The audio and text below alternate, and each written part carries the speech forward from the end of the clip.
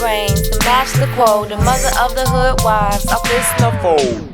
Tell me what your thought juice is, cause I bring the bottles and the truth is I'ma lay it out for all the fools here. I make it clear, 100-proof pit, ayy. Princess E money, time to cash out. A commando for the shortest, hard clits out. Do a little dance, shake a little ass. I'm just tryna ask, what's your thought juice? Dun dun dun. There we go. Yes. Woo. Oh wait, we gotta give a. Yeah. Just like that. Just like that. What is up, everybody? What is up, everybody? It's your girl / boy, E'mon Lauren like Polo, BlkHoneyBun's bitch. And we are here for another episode of the Real Hoodwives Chicago, a real show with hot sauce stories. This is brought to you by BlkHoneyBun Productions in association with Rise Above and Prosper. What up, Carlo? And I am so excited for our guest today. Yes, the one and only SolarFive. Amazing. Let's get some. Yeah,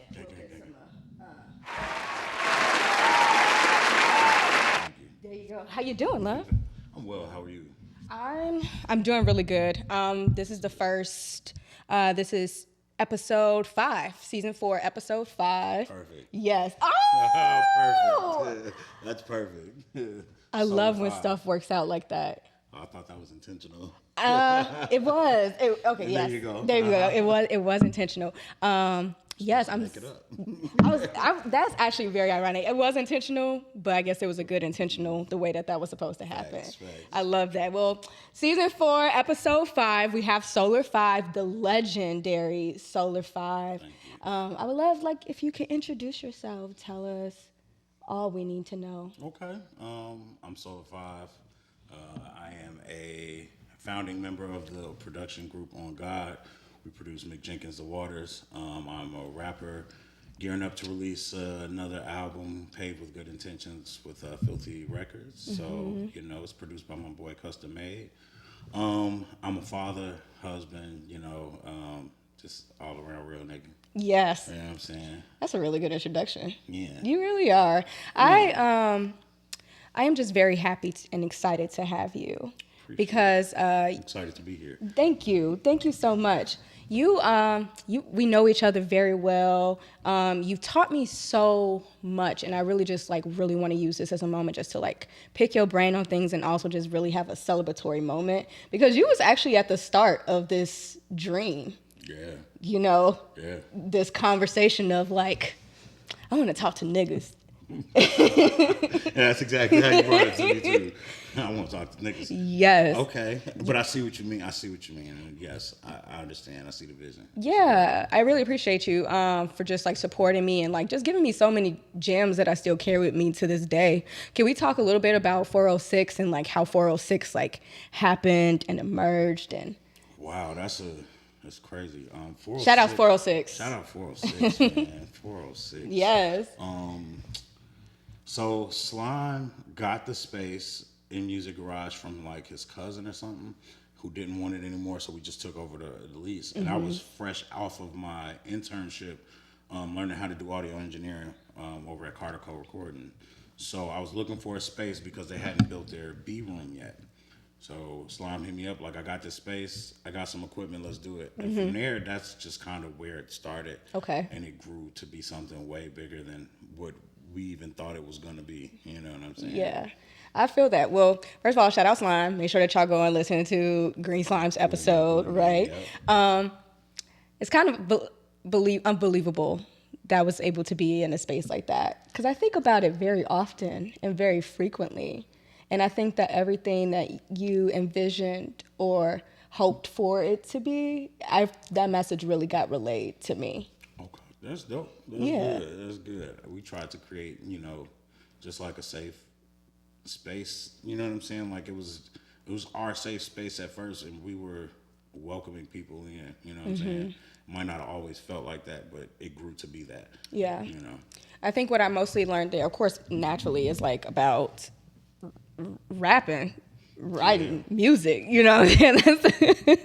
that's the biggest thing. I'm actually very excited, not to close the show, but when I close the show, you'll actually be here to hear like the song that you produced to close the show. Yeah. You also produced my most recent single, my first single, Holier Than Thou. You really just taught me a lot about rapping and just like honing in the craft. And I was very happy to have that space. And it was also a challenge to be in a space with hella fucking niggas. I could only imagine. You know what I'm saying? I feel like any space you go into is going to be a challenge, but you have to, overcome that fear, the initial fear, because that's all the challenge is, is just bringing up that fear and you push that shit down and keep going. You know what I'm saying? Yeah. Like, you did that. That shit, that was tight. I'm loving what you're doing. I love how the music is coming, so proud of you. Thank you.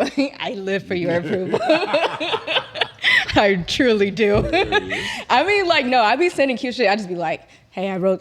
But like, we've been having sessions and like the session's been really cool. I'm really glad that like life is bringing us back to like a more creative groove. Yeah.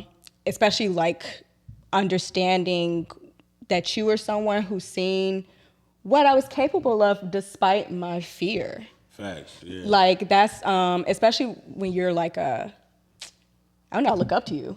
You know what I'm saying? It. That's weird to hear.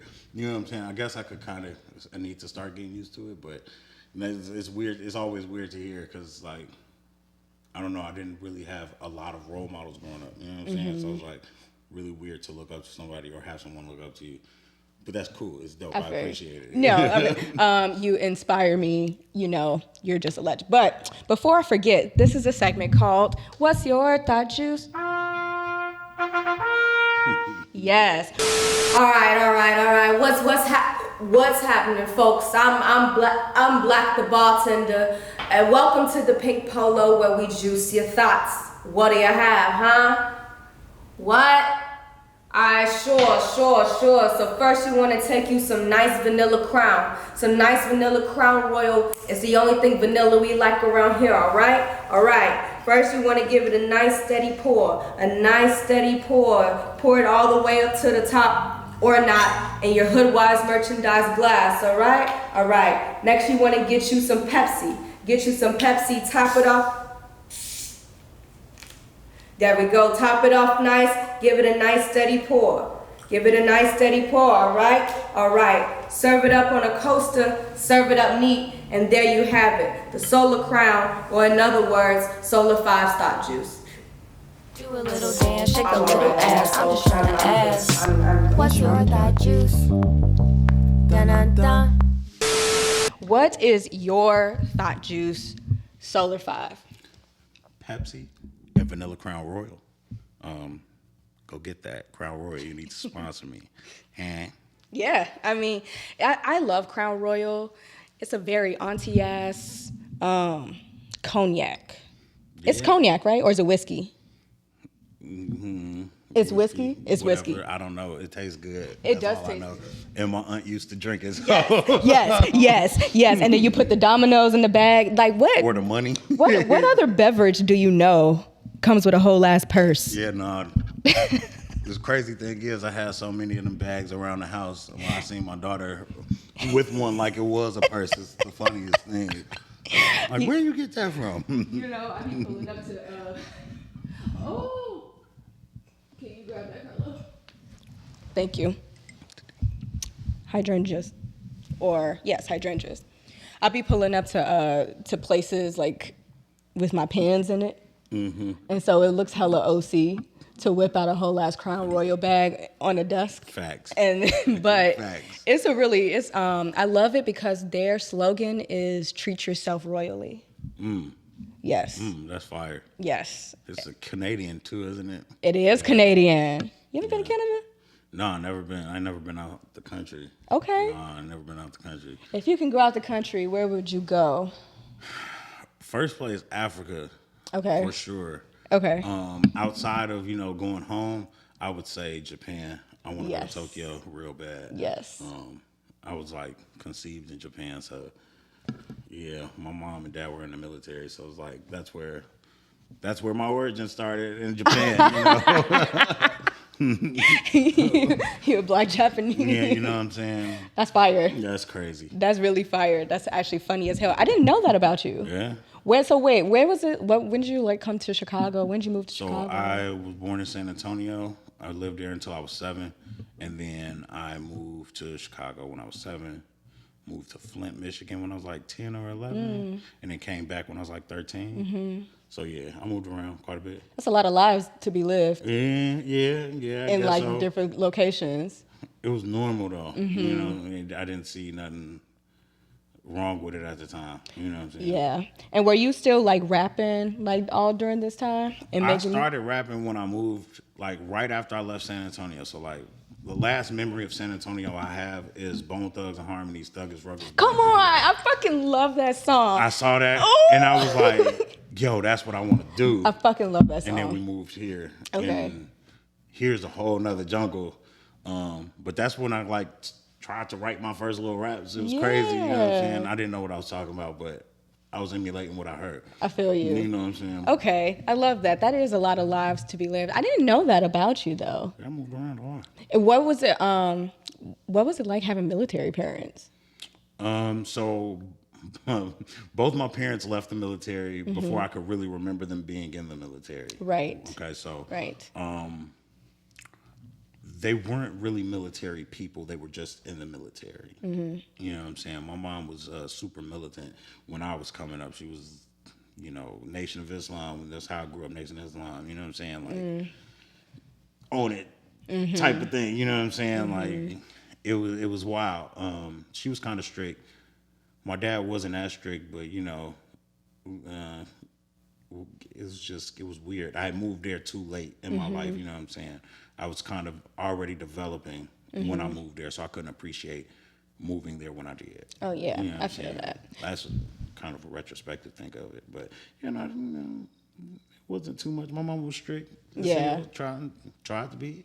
I feel you. My OG was not strict at all, and I kind of wonder if that like plays a part into like how I operate with discipline for myself now. Like, you know, she would discipline me on some like drunk shit. So like wake me up at 4:00 in the morning to wash some dishes. I'm like, what is you doing? Why is you? I don't necessarily know if that's drunk shit. I feel that. No, when I say that out loud. No, that sounds about right. When I say that shit out loud, I'm like, no, that I could see that happening. You know, Crooklyn, yeah, you know what I'm saying? American Dream. No, that happens quite frequently. But I think like, you know, to make your bed every day. Yeah, no, I understand. You know, actually like separating your clothes when you wash them. I do laundry like a 12-year-old boy. Like, it's all gonna get clean, no? No. No, just don't have like no red socks. Like, have some pink whites. No, some of my shirts do be coming out with like a tint of pink. Yeah, it happened to me once. That was it. That's what I'm trying to do. You know, I'm like little off-brand ballerina. Like, you know, Urban Outfitters taxing on that type of pink. Yeah, so I could definitely get it. How did you come into, so I'm guessing when you came and like, you know, really set foot, you know, into like high school and poetry and things like that. What's that journey? What was that journey like, or that transition for you? I went to Lincoln Park. You went to Lincoln Park? I went to Lincoln Park High School. Is that up north? It's up north. Yeah, this was before they closed Cabrini, but after they had started like shutting down the building. So it was like, that was the neighborhood school, essentially. You know what I'm saying? When I was going there, it was cool though. Like, Lincoln Park was straight. I'm sorry, what was the question? You got me drinking thought juice. Yeah, I got you thinking thought juice. Brought to you by Thoughts. What was that transition for you when you had came like into like, I guess, settled in Chicago and poetry and things like that? So I had always been rapping. By the time I got to high school, I had already been recording myself. You know what I'm saying? Like, wow. I was recording myself on a karaoke mic that I took from my cousin, and I figured out how to hook it up to my computer and record on some free program. You know what I'm saying? I would love to know what that's like. Man, I had a lot of tape. I had my mom's with tape? Yeah, I didn't have no mic stand. I found tape. Yeah. I thought you was recording it on tape. No, I was on a computer. I had like an old fan, an old like tall fan. I would tape the mic to it. Damn. Plug it up to the computer. Had some old like Walkman headphones, Ingenuity. and I made it work. You know what I'm saying? Like, that's what got me into it. So by the time I got to high school, Def Poetry Jam was like super popping. Fire. And I was like, well, if Kanye doing it, Common doing it, this is a way to get on. This is what I saw as a way to get on. So it's like, all right, let's find poetry in the school. Just happened to be in creative writing, and they wanted to do Louder Than a Bomb, and it was like, all right, bet, cool. Yeah. I'm on it. And then from there, you know, I did poetry. I don't necessarily consider myself a poet. I was like, I wanted to be a rapper. Yeah. You know what I'm saying? Like, I didn't want to do poetry. I feel that. And you are someone that really claims that. I don't really hear people say that. It's always like, you know, yeah, I was originally a poet, but then I started off as a rapper, or like I really wanted to be a poet. But like, no, I wanted to be a fucking rapper. And I saw poetry as a way to get on. I feel that. What it was. I feel that. I really It was, though. It is. I mean, rap is rhythm and poetry. And, you know, you're not corny. You're really good. You're really fucking good. Try not to get corny. But, like, it's real easy to turn Big Sean, like, real quick. Man, give a nigga some money. Say whatever you need. You know what I'm saying? I fucking hate Big Sean. Boy. Kanye was like, you can't have braids and a beard at the same time. Big Sean had one really good album. It was like one of my favorite albums to this day. I can't remember the name of it, but it was one really, really good Big Sean album. Okay. One. Okay. For me. Okay. I don't like Big Sean. I'm not really a fan. I'm not a fan. I'm not really a fan of Jhené Aiko either. But I think when they get together, it's cute. Yeah, what up?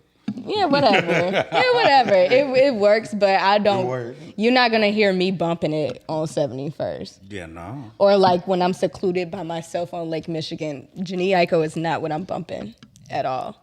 I like the music that she makes. Not necessarily her words, but I like the way it sounds. Yeah. It sounds really good to me. Like, sonically, yes. Yeah. You know what I'm saying? I'm not sitting there bumping it. I'm not bumping it, but when I do hear it, I'm like, I like this groove. It makes me want to create something. Yeah. You know what I'm saying? Like, it gets some like creative juices flowing. Speaking of creative juices, if you can, I really do want to go back to this home studio that you built because like, I'm so fascinated with that process. I think something that you've definitely seen me like, well, still trying to unlearn is like perfectionism.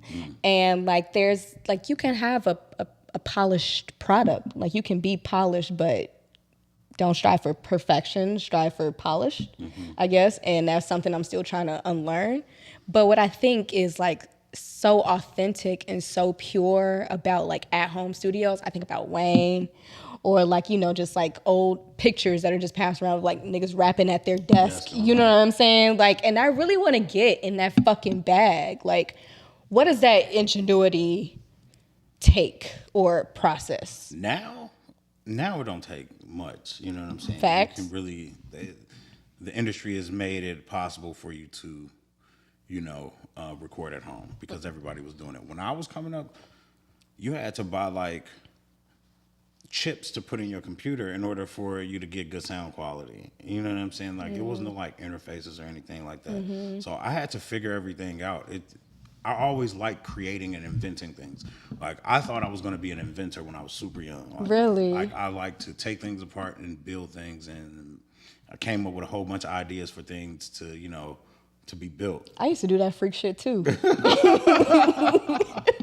I bet. Take a fucking computer apart? Come on. But, you know, it took a lot. Like, most people my age wasn't doing that. Yeah. You know, there were a few that were out there doing it, but I just made it work, you know. It's what I wanted to do, so I had to do that shit. Is it a sound that also comes into that too? Because the sound that I would imagine that you would get is a lot more grit. Like, it's a lot more like... horrible. It sounds like, horrible? It sounded like you were recording off of one of them old brick Nokia phones. No! That's what it sounded like. My original recording sounded horrible. I didn't know what I was doing recording-wise. The equipment I had was not made for recording whatsoever. Okay. You know? I mean, a karaoke mic. Yeah, you know, it wasn't made for, it's adorable. For recording. But what I will say that it did is it allowed me the space to grow as an artist. You feel what I'm saying? Like, I learned how to control the mic in my room. I love that. You feel what I'm saying? Like, before anybody heard anything, I learned how to do that. I love that. Because I really do want to set up a home studio. I mean, like, to how it would sound in current day. Can you still make a polished product come? Yeah. Like, off of recording at home at your desk? A lot of people do this. That's what I'm saying. And it'll still Send it sound to a good, professional right? mixer. Okay. Get quality products, sure, but yeah, you can. It's very easy to do that now. Okay. It's very easy to do that and affordable to do it. Okay. Is it, should you be in, like, do you have to, like, build a closet studio? That's what's preferred? No, they got this thing called like a chaotic ball. It's like you shove your mic into it, there's a ball all around. I don't like I like that microphone. You put your mic in it, there's a ball all around, and there's a pop filter right here. Come on. I love that. I love that. And it microphone. essentially isolates the mic. I know that's right. They might make little, mic booths that just go around the mic, and you can set it up anywhere. Isolate the sound. That's fire as hell. That's actually funny as hell. You totally did that. Yeah. Ran into that one. While we were you mentioned something of the industry, but I do want to tap into like fantasy work a little bit because it's the Real Housewives of Chicago. Like, why the fuck not, right? But I feel like you are a perfect person to talk about with industry. At least someone who is going to be, you've always been honest with me and just like always tell me like the shit, right? Nice. And I know that I've approached and I've had conversations with you about like coming into the music, like what that means. And like one of the big things that you always stressed to me was just study the industry, like study the business of music and all of that, right? And I think that what I have taken in, and it could be just partial to just like, media influence as much people can really take to like how an industry can operate. But like, what is like the things that just aren't really said or that we just might say in passing, especially when being like, a film or, a Black woman that's coming into like rapping and music?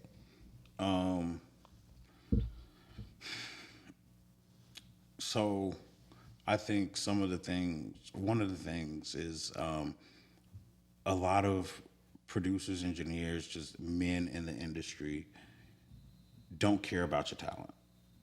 You could have the talent of Beyonce, you know what I'm saying? But they don't care. They see a pretty face. And they're going to sell you the dream as long as you're doing something. You know what I'm saying? It's not how it should be. I don't personally like that. That's why I pride myself on how I conduct business, especially with women identifying people. You know what I'm saying? Like, I don't want that stigma to be put on me. But it's put on a lot of engineers. Like, it happens all the time. You hear about it, and I think being aware of that coming into the industry is something that everybody should be aware of. Yeah. Even as a man coming into the industry, you should be aware of that stigma and, try not to do your best to not be that. Yeah. You know what I'm saying? I feel that. I really do feel that. And I appreciate you for saying that because I did have a conversation. Shout out to Samira Truth. They were our previous guests. And we really talked a lot about like, I had made a statement how I don't want my body to be attached to my music. And what that looks like, what that surrounds, you know what I'm saying? Like the meticulousness that may come into that mindset of how hard. It's so fucking hard. That's hard. It's so fucking hard. Like, how is your body not attached to you? Because you're putting you into the music. You should be putting yourself into the music. So how is it not attached to you? You feel what I'm saying? Like, yes. That's it. That's yes. super hard. Super hard. Yes, and that was exactly what they were saying. Like, it's like a coin toss, right? Like on one end, we love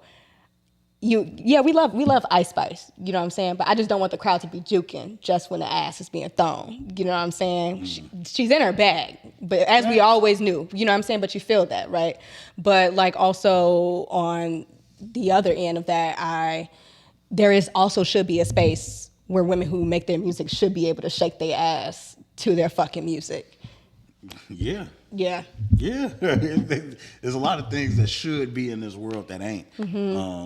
I mean, I guess it's up to us to continue to speak on it and, try to advocate change the best way we can. But advocating change hard. Care what nobody say. Like, that's a struggle, and the changes you make ain't the changes you wanted always. Yeah. It's always small steps. Yeah. I like how you said talk about it, because here, like, nothing is, like, taboo. You know what I'm saying? Like, we talk about the actual life that we are living in and that we are, like, choosing to, like, actively create. I always get affirmed, just, like, when I see us relink, like, moments like this is a positive affirmation. It's like things are really working up. It's a lot of things to be sad about naturally, but I really strive my hardest to be happy and optimistic and just positive all the time. And I don't feel like I can change the industry single-handedly, but, if I could make a move or show something different, that is what I would really love and strive to do. I think awareness is what's going to help that. You got to know when you're being attacked. You know what I'm saying? Like, you got to know when something's happening or the steps that lead to something happening. So if you're aware, it makes it possible for you to create your world. Yeah. Awareness makes it makes you have the ability to create the world you want to live in. Yeah. Can you tell me, like, because to me, like, when I hear industry, right, I always associate it as, like, this, like, far distance big wig table of, like, niggas with big screens surrounding them, and, Jamal from Empire is rapping on the table, industry, right? But what I really wholeheartedly believe is industry is closer than a motherfucker. Yeah. Closer than we fucking think. Yeah. Anybody trying to make it there is in the industry. If you're actively trying to make it there, you're in the industry. So your renegade studios, your pirate studios that are running out of their basement, they're in the industry. They might not be where they want to be in the industry, but that's still the industry. You know what I'm saying? Like, y'all still attaining to achieve the fruits of this institution. Yeah. It is what it is. Yeah. This is going to get deep, but I'm really happy to be here with you. Would you like some more thought juice? I might. Yeah, I might. Yes. I appreciate it. Let me know if you need more Pepsi. Also, I gave you the NWA coaster. I got the Sade. See this Sade. Yes. Shout out to Living Soul from Philadelphia. We appreciate you.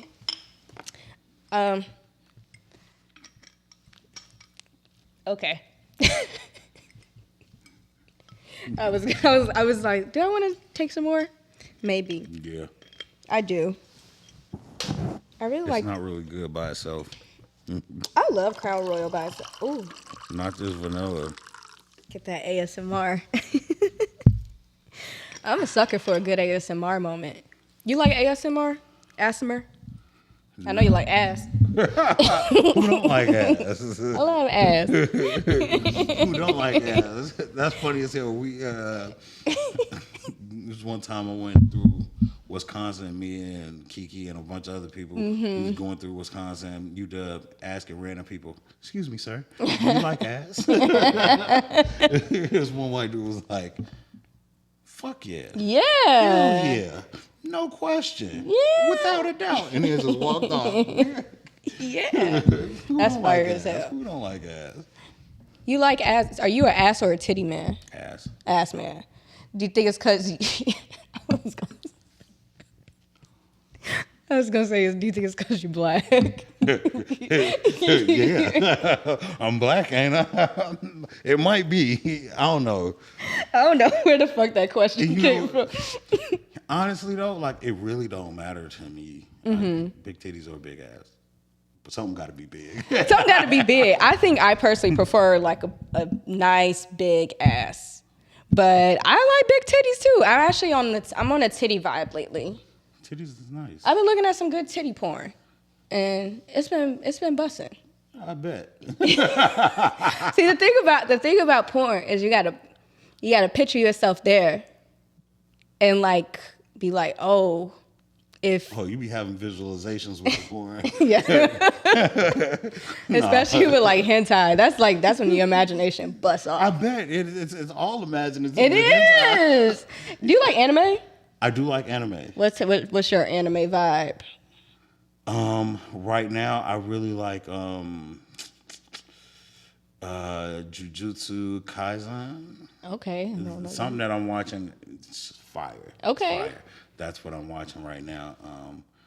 I like One Piece. Okay. Course, you know. Okay. I like the big threes. I like Bleach. You know what I'm saying? Like Bleach. yeah, Bleach. Okay. I'm not familiar Oh man. with about 4 of those.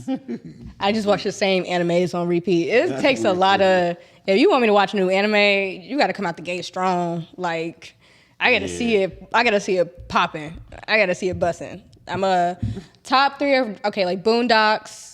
I consider Boondocks I an like anime. that you consider Boondocks an anime. Yeah. Considering Boondocks as an anime, you got to include Afro Samurai as well. Yes, I feel that. Also, Dynamite, right? No, that's a different art style. Yeah, I wouldn't consider that anime, but yeah, no, definitely them too. Okay, so Boondocks and then Death Note. Death Note was fire. Death Note, great second. Fire. If you like any crime scene investigation show, then you would definitely fucking love Death Note. And then My Hero Academia.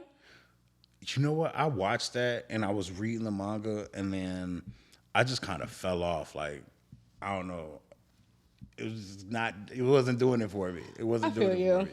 I feel you. I love how aspirational it is. Like, you know, your quirk is your superpower. That's what makes me quirky. I'm a superhero. Ooh. Hey, why don't you have a quirk? You're a normal ass nigga. You're banned here. No, man. I think in that situation, I just want to watch X-Men instead. I'm trying to get into X-Men. You know, my mom, she was like a real. That's how I like think about it. Like when I was growing up, I remember living out west and shout out L-Town and 290 shit. And we would go to the laundromat every 2 Sundays. And as we fold the clothes, she'd be watching like Batman, the one with Eartha Kitt. Wow. You know, on MeTV. Yeah. MeTV and Me Too. You know, Svengoolie. You would catch Svengoolie on, what was that, WGCI? Yeah. WGN, you know. And then there'll be a scary movie that come on after. Yeah. I remember them. Yeah. I used to watch that all the time. And then on Sundays, too, like if you turn to WGN, after all of that, they would play these movies like Beastmaster and Terminator 2 Judgment. Yes. Blade, yeah. Yes. Yeah, those was good times. Yeah, that I'm actually glad we got to live. I forgot because we were talking about anime. Mm-hmm. But if I get my first car, I'm gonna name it Blade. I've never named a car. I've had plenty. I just don't see it. What, a car? Yeah, I can't name my car. Oh, yeah. I mean, I think it is just kind of a freak thing. Like, oh, you're driving so good. Go get my bitch clean.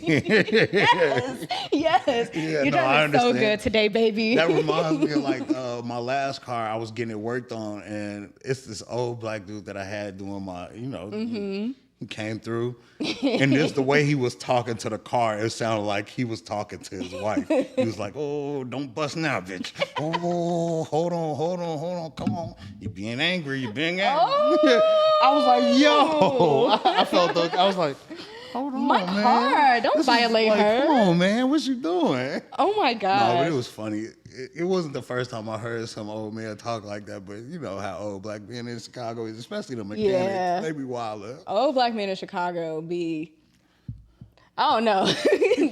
They're a different breed. They are a different breed. Like, you could still see, like, who they used to be. Yeah. It's still the age. If you think about it, they grew up with people like Larry Hoover and Jeff Fort and, all of these other people. Like, could you imagine living in them times? Like, for real? I couldn't.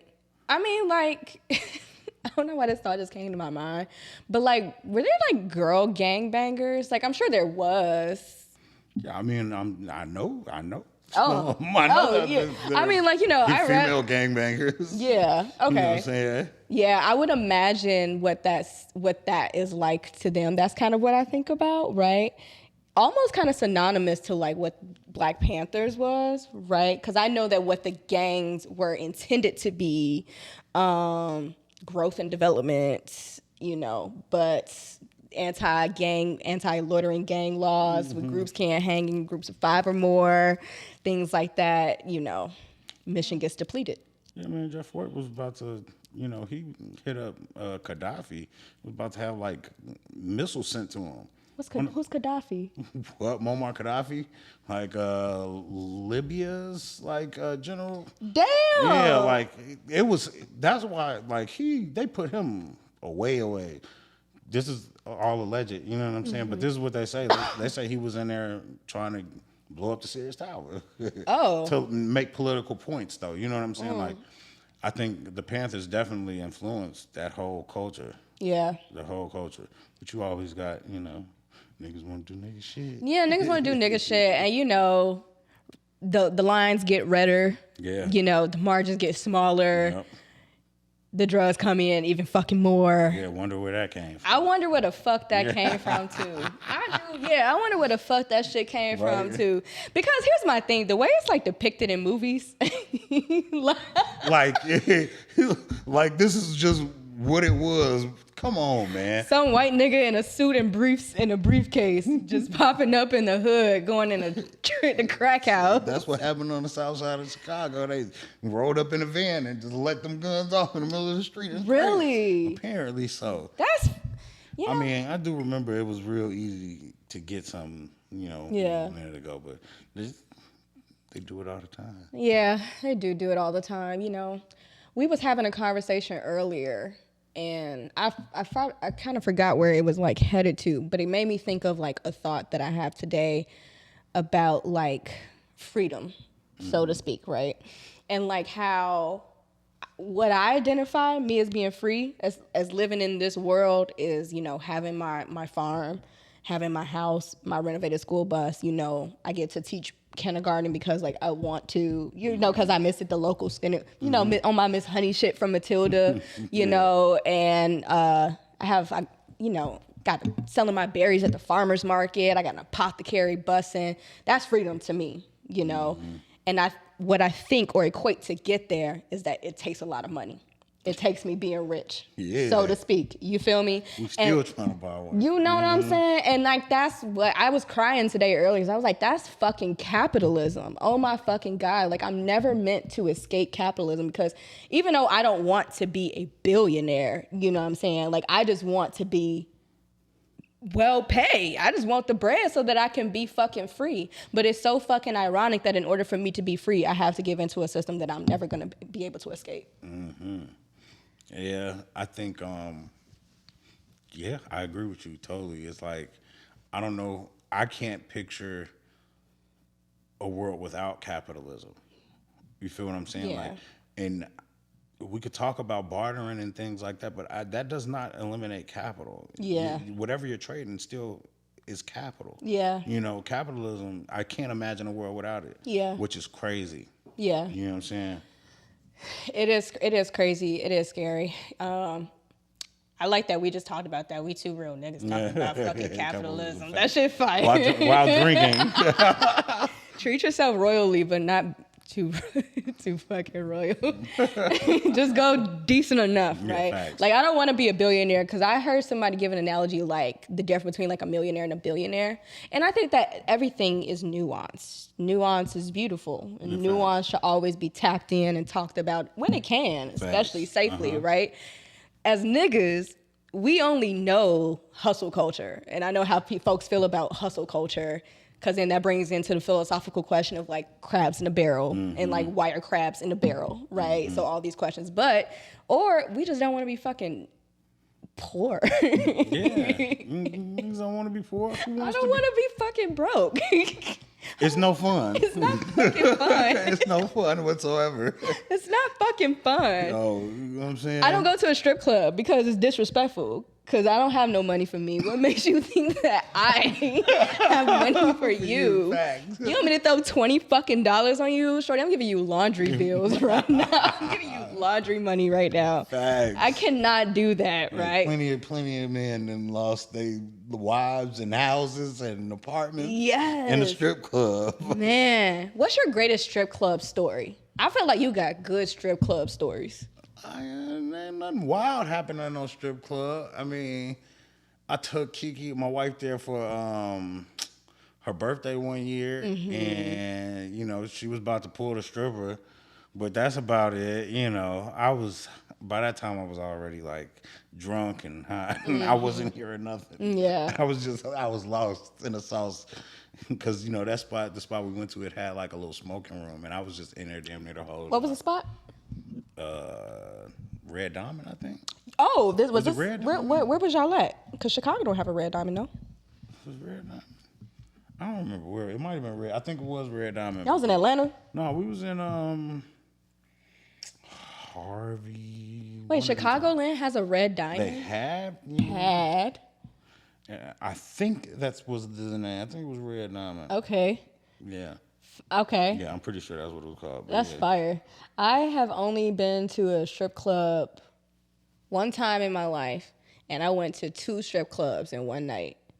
That's fun. It was not fun. That shit was... Why? Because you was broke? No, nigga. No. It was just That's like... how many times strip clubs ain't fun. No, nigga. It's when you broke. No, nigga. No, nigga. You wasn't doing it right. No, nigga. You wasn't doing something right. No, If you nigga. wasn't broke in the strip club, how you not have a good time? You literally paying for a good time right now. Nigga, no, that shit was not nice. First of all, it smelled like hot wings as soon as I walked up in there, and I didn't appreciate that. You know, What you want it to smell like ass or something? I don't want it to smell like ass, but like I just don't want it to like reek of like deep South Side. Like I want my first strip club experience. I want echelon. You know, give me the Gaspies. You know, fucking swing from a ceiling and land on my lap, and I'll blow my whole rent on you because I'm gonna get it back on the 15th. I'm gonna get it fucking back. I'm gonna get it fucking back. You want to show? I do. You want to go to the paint? Yes. Yes. That's where you want to go. You want to go to a TV set. Oh my God. Nah. I will, if like for the right experience, like if I'm surrounded in like a cage. And like, I just want all the bitches to know that like I got the money tonight. I got the money tonight. They know who and got the money. I'm gonna throw it on them. I'm gonna bring my money gun. You funny as hell. I will literally throw my whole rent. I'm like, baby, just give me 2 weeks and my rent's gonna be paid. Like, you need to go to Houston. That's what I want to go. Yeah, I mean, like club. for a beautiful stripper, like. I'd have her baby. You sound like Drake. I know. For the overaged right stripper, because Drake be on that ugly shit. Drake be on that ugly shit. I ain't even know, man. Drake be on that ugly ass shit that I really do not fucking like that shit. Yeah. But I do hold dear sentiments, one to Drake's discography and the journey of Drake as an artist, but also to Drake being a Scorpio. He's an October Scorpio, and I don't really fuck with men Scorpios like that. But I do get like falling in love with a stripper. I really do wholeheartedly kind of understand it. I don't. I'm not gonna lie to you. I can't see it. I can't see it. That's like going into a lion's cage and expecting not to be bit. Yeah, but it's like for the right one though, because here's the thing. They all right. No. They all right. That's why they got chose. No, but that's why they working and they got a job. No, but you're looking for the one with the story. Like you're looking for the one that got the story. Like. What stripper you know ain't got no story? We can make a reality show off of every strip club in America. This is why I don't understand it. But it's cool. I think people should do what they want. Fall in love with who you want. I mean, shit, I just like pussy in my face. Like, Who don't? Or, you know, some people might not, but you know, who don't? I mean, no. I mean, I think that some of the gays are coming around to pussy. Like, I've been seeing some stuff on TikTok. You know, because everybody's a they now, so it's like, yeah, you want some pussy or this? Like, that's what it seems like. I've been seeing some stuff on TikTok. Yeah, it's crazy. I wanted to ask you, like, you are a married man. How and y'all been together since high school, right? Yeah. That is like a long love story. Yeah, man. It's not easy. It wasn't easy, but you know, we got there. Yeah. You know what I'm saying? We got there, which is a beautiful thing. Yeah, I don't know shit. What's like, how do you like grow with someone from like high school sweethearts to like, you know, to really fulfilling like the life that you, like young love that you have with each other? Like, I mean, like I'll be with a nigga and I really think, sometimes I'll be like, you know, this shit is not it. But like, if it's good, I'll be like, oh yeah, I can really see this. Like, how did you like carry that out? It was like, for me, it was right after high school. She was just about to leave high school. So it was like 19, 18. So, you know what I'm saying? Like, but before that, like before, I was wild. Yeah. I was doing a lot, you know what I'm saying? So when I finally met her, it was just kind of, I knew. Yeah. You know what I'm saying? Like, it was kind of, I knew. And we just rocked with each other so hard, and we was like complete opposites, but so much alike at the same time. You know what I'm saying? That should be weird. Yeah, you know what I'm saying? Like, to grow with somebody, you're literally becoming a new person with somebody. So, like, if you don't communicate what you're feeling when you're feeling it, you know, that shit we had to learn too. You know what I'm saying? But that shit, you just have to communicate. Communication is key. I really do love that you, like how you said, or how you talk about growing with somebody, because I have always like been in a relationship since I was like 15. Since I was a shorty, like I've just always been in a relationship, right? And I would beat myself up about it, used to, you know, because people always equate like if you can't be by yourself, then you don't really love yourself and all this other shit. And it's like, no, I just like don't have family. And like, I'm also like needing some food. And like, I have I've always seen myself grow through people. I can mark every point in time that I was in my life based off of the nigga I was with at the time. And I kind of like that. And like, I get to track myself and like really just develop stories. But, I just think that it should be talked about, like, you know, growing with people, growing alongside someone, growing up with somebody. I think that there's beauty to that. It definitely is. Like, I didn't have brothers. I mean, I got two brothers, but like I didn't grow up with my brothers at all. So just having some type of companionship and really being like brought into the family as well. Like I was brought into her family, which plays a big part. Like I feel like her brothers, I've known her brothers and sisters since they were children. They're adults now, you know? Like that's my family. Like there's nothing else to it, you know what I'm saying? Like, I really do feel that. Because everybody who I was with, their family always accepted me. Like, I never have a problem meeting the parents. I'm like, they think I'm adorable. They're like, I think I'm something they haven't seen in a long time. So I'm like, yeah, you're right. I'm special.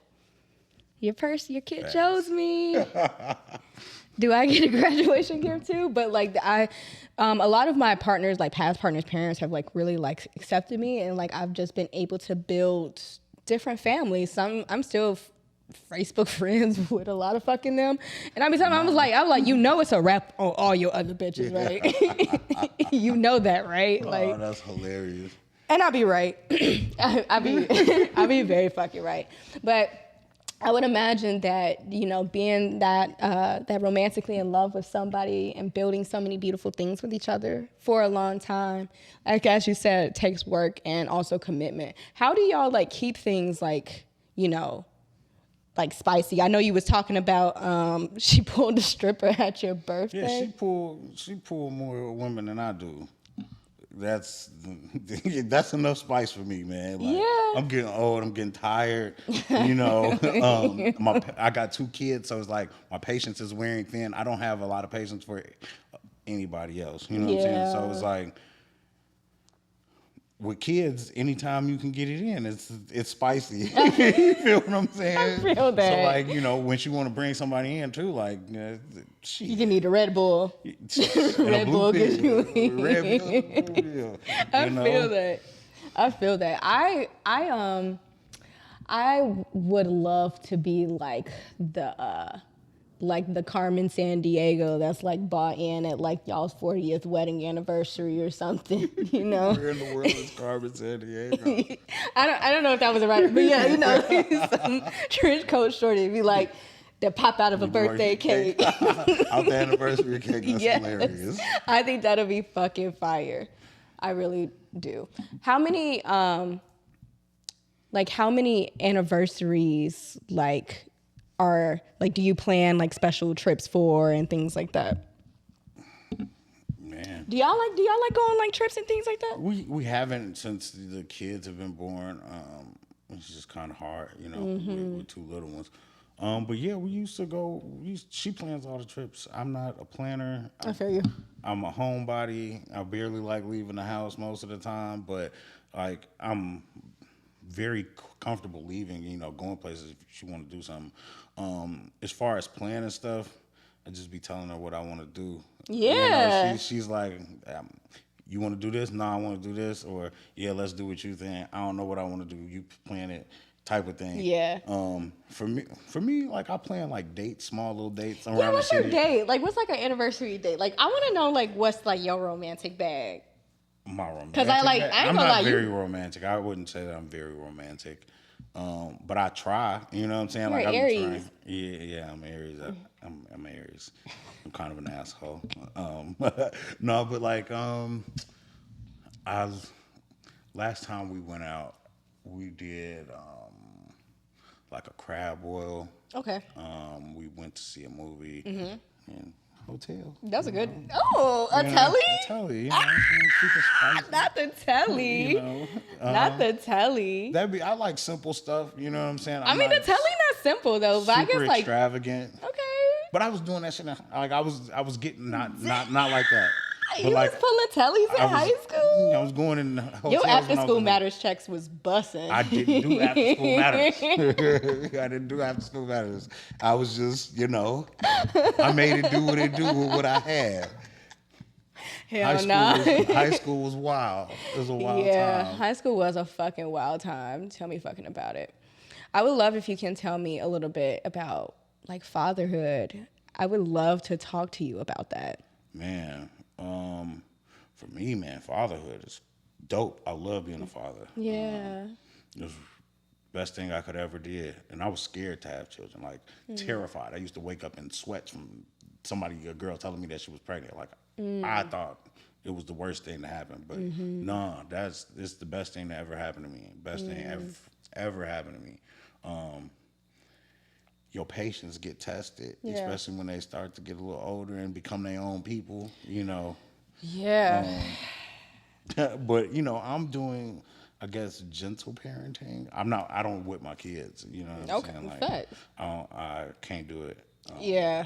I just can't. I can't. That shit OC. No, that shit OC. No matter what. That shit OC. This boy done broke so much stuff in my house and put holes in the wall. No, whooping your kids is OC as hell. I can't do it. I can't whoop my kids. You want me to raise a belt to this little ass nigga? Absolutely fucking not. I see a little precious, like, that shit is crazy as hell to me. I think that's like, getting whoopings is probably one of the reasons why, like, I wasn't afraid of anything though. Like, you know what I'm saying? Like, I feel that. I wasn't afraid of. It wasn't too much I was afraid of. I was afraid of dying. But it wasn't a lot of stuff I was really, really, really afraid of. You know what I'm saying? But I don't think my mom, I don't consider what she did abuse. Yeah. You know what I'm saying? Like, she never went overboard. I always knew and understood why I was getting, you know, what. Hell no, my OG was fucking bullying me. My mom, I love my mom. Shout out to you, Miss Laura. But nah, G, you was tweaking sometimes. But I fucking love you. Yeah, man, my mom started whooping me after 4th grade. No, because the thing is, like, shorty, I can grab this belt right now. I can pick you up right now. I'm like, shorty, I'm teen. It's a teen after my age now. You know, my mama didn't whoop me after I was in the 4th grade when she sent me to live with my dad. in 5th grade because I was wilding out.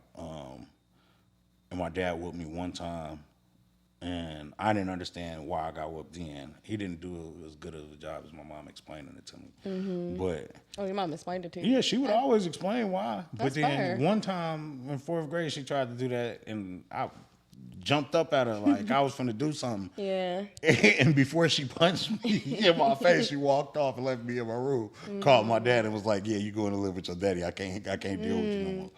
Yeah, I think with gentle parenting, it's kind of like always discussed as like this like privileged type of thing, right? Like to be gentle or to have the capacity or the space to be gentle and tender with your children is like a privileged thing. And I think like in some light of aspects of that, sure, if you like equate gentle parenting with like just like letting your kid constantly waste food. Yeah, you know what I'm saying? It's not that. It's not. It's not that. That's just TikTok shit. That's just TikTok shit. They call it gentle. I just don't. I'm not a gentle parent at all. I just don't whip my kids. Right. You know what I'm saying? Like they will get a strong talking to. Yeah. They will get their things taken away from them. You know what I'm saying? They will get put in timeout type of thing. And that's discipline. You know, and that's you gotta discipline them. Like I think discipline is still gentle. It's still tender, right? And how you do that, how you construct it, like you know, like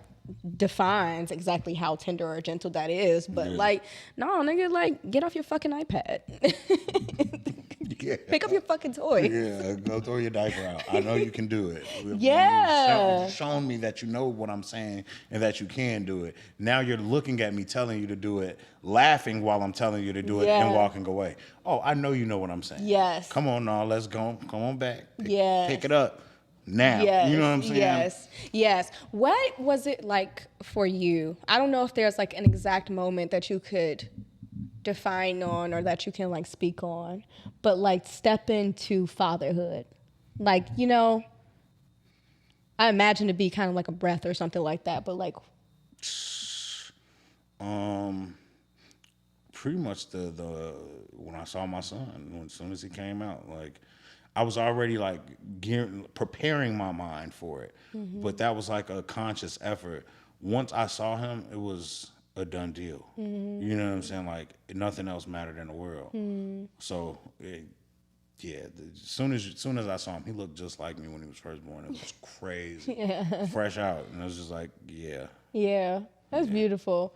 They always say that first look is when everything changes. Like it just they say the glasses come off, the glasses get removed.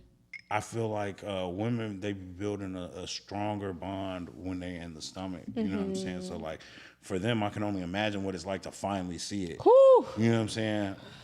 Ooh. You know what I'm saying? I don't know. Like I don't know that feeling. I only know how I feel. Like I was terrified most of the pregnancy. You know what I'm saying? Because it was high risk. Any pregnancy she has is gonna be high risk.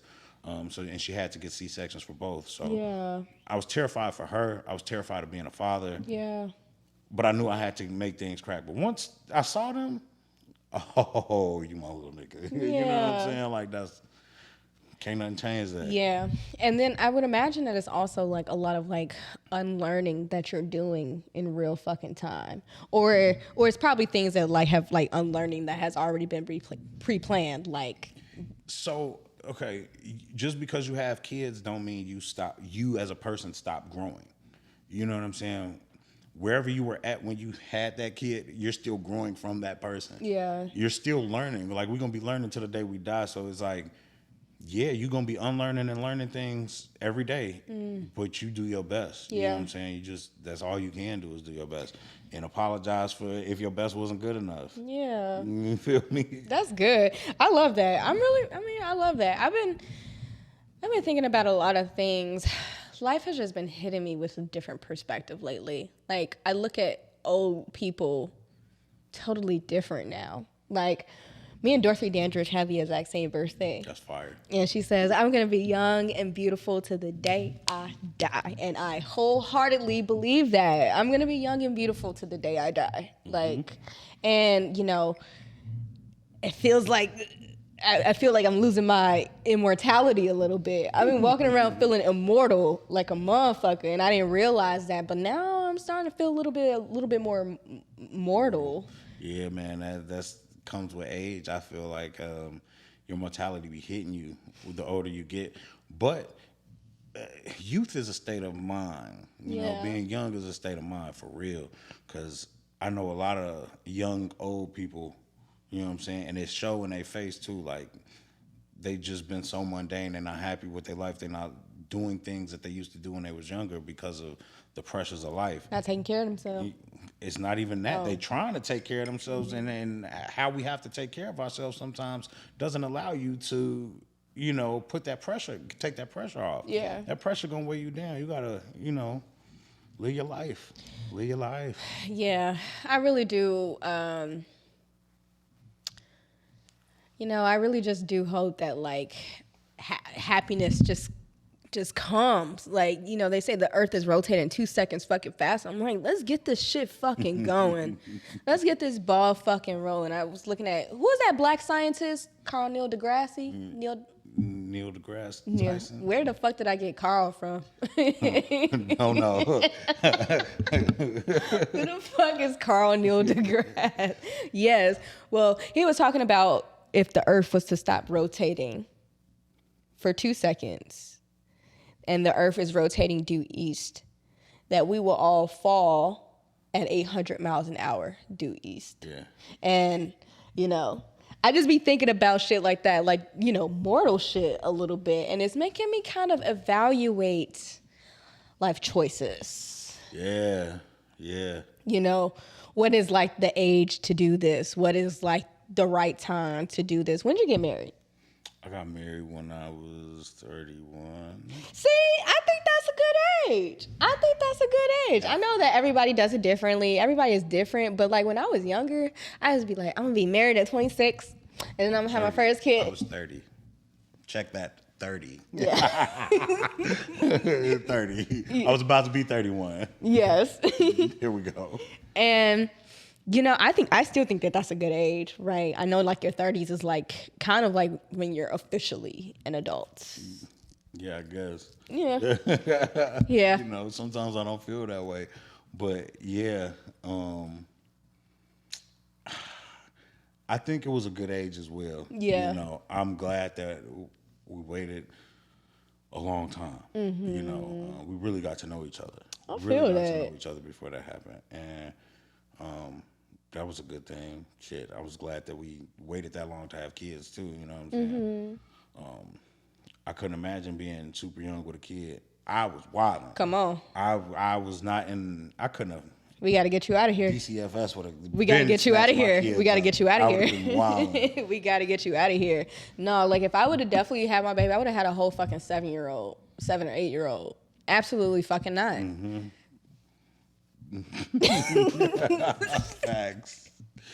Facts. Absolutely fucking not. Facts. I'd be like, Carlo, can you? He's gonna be running back and forth. No, 7 years old, they're gonna be sitting on the couch. Go sit the fuck PSP. down. Just watching their mom getting drunk every Monday. Could you imagine? Think about it'll be stimulating as hell. Like that kid would have a great life, bro. Yeah, thank you. You know what I'm saying? Look at all the stories. You hear this? You hear this? Facts. This is what your mama went through. And I'm stepping more and more to my mom every single fucking day. Man. Every single fucking day. I just be like, fuck, Laura. How your mom doing? She's doing good. She's in her home. That's great. She's in her home. Got her crib.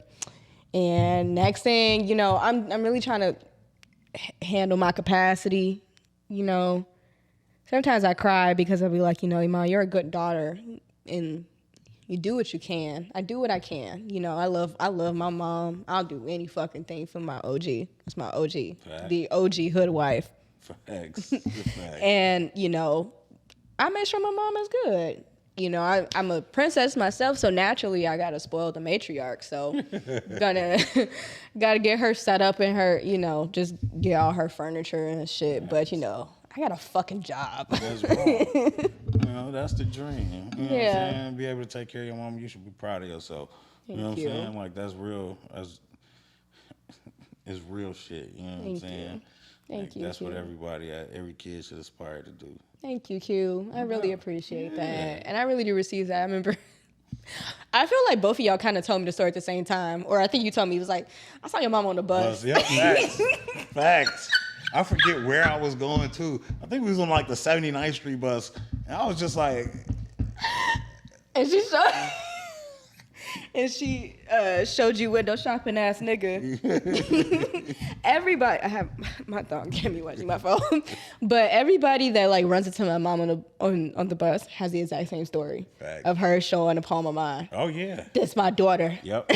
I'm like, my mom is my biggest fan. Yeah, she single-handedly makes my views go the fuck up. So I will do anything for my fucking mom. You know, like your mama proud of you. Thank you. You know what I'm saying? Yeah. She proud of you for real. If she don't show you or tell you, I see it. I seen it. You know what I'm saying? Thank you, Q. I love that. You know, I do love my mom, and I while we were talking about kids, I just really pray that we can get to a space where I'm really just trying to navigate letting her be her with having my boundaries, because I can't hold you. Like, you can't hold my baby with alcohol on your body. Mm-hmm. That's not happening. Yeah. That's not happening. Because, like, the smell of, like, alcohol breathing in my face triggers me. Mm-hmm. It really physically hurts for me to hug my mom. And I really just try to operate grace from a distance. But also saying this lady is a fucking alone. And, like, you lost your mother and your fiance, my dad, like 2 years apart from each other. I can't imagine what that does to somebody. I be in love with a nigga, and I go hard for a nigga, and I be like, if he was to fucking die on me, bitch, you better move fucking better. Yeah. You better move fucking better. What you out here for? Yeah, no. Come to like what you doing? Like don't make no mistake about it. I gravely give a fuck about what's going on with black men out here. I'm all for the liberation. I'm all for the liberation, but that don't mean that, like, you know, I understand how the oppressed becomes the oppressor. I get that. Mm-hmm. I get that. But it's niggas that love me, and it's niggas that I love, and, like, you know, I want to build something, and it fucks me up, me and my mom's relationship, because when a nigga got a family, I know we was talking about it earlier, but not you putting your family before me. And that's OC as hell. That's OC as fuck. That's OC as hell. How? Cute. How do you even think like that? Wow, I wasn't expecting that to come out so loud. That's OC as fuck. At least you know, though. At least you know. Because I be like, I've pulled up to churches. I don't give a fuck. What you your parents fucking love me. Remember that shit. And I'll pull up to your fucking mom and pop's church to claim and profess my love to you. Don't fucking play with me. You can't avoid me. But sometimes I be feeling, I'll be like, you know, like, hey, like, you don't need I can take care of you. I've been taking care of myself. I take care of my mom. I could take care of you. What you need family for? That's some Hoodwives.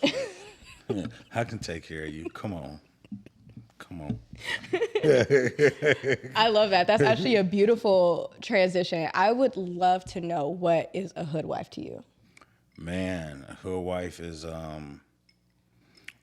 I like to consider her like the lady that sold candy on the corner. You know what I'm saying? She took care of the whole neighborhood. You know what I'm saying? Like, she might have had kids by 4 of the niggas on the block, but you know, she still took care of everybody like that. You know, that was at home. She never caused no real drama, but you knew not to play with her. You know what I'm saying? Like, it was the candy lady. She had all her kids out there hustling. You know what I'm saying? That's the hood wife to me. I love that. You know what I'm saying? I love that. And I really appreciate you for loving a hood wife. So, no doubt. So authentically and so purely. You've really just given me so much, so many fruits, so many gems, so many graces, and I'm very excited about this journey we're on. I feel like it's a new reemergence. Yeah. Like, and it's good. Yeah. It's good. It's actually really good. It's good. I'm excited. Yeah, I am too. Well, why don't you tell us, like, where we can find you, how we can support you, what you got going on, et cetera, et cetera. Okay. You can find me on all social media, everything SolarFive, SolarFive. Check out my music on Bandcamp, solarfive.bandcamp.com. And April, I have a album dropping on Filthy called Paved with Good Intentions, produced by Custom Made. Yes. Gang, gang. We will definitely blast that. We will be sure to follow and support that. And I thank you for being here. This is a fun ass episode. Yeah, I'm excited. I really love this conversation. It was dope. Yeah. It really was. Very pure, true, and like just a perfect kiss of ghetto. The chef's kiss of ghetto. Well, everybody, you have tuned in for another episode of The Real Hoodwives Chicago. I'm your host, E'mon Lauren, and this is the wonderful SolarFive. Please make sure that you follow and support us at Hoodwives of Shy. This production was brought to you by BlkHoneyBun Productions in association with Rise Above and Prosper. Shout out the wonderful, infamous Carlo. And again, we want to give a warm, liberating love thank you to Let Us Breathe Collective for the breathing room space. And yes, this is The Real Hoodwives of Chicago, a real show with hot sauce stories. Oh, closing out intro produced by SolarFive. Look how full. Can you fuck me like you really want to? Can you love me like you do your hustle? Can you feed me past the food and grubbing? Can you clean me like it's church on Sunday? In the tubbing, scrub a dubbing, clean the fountain, make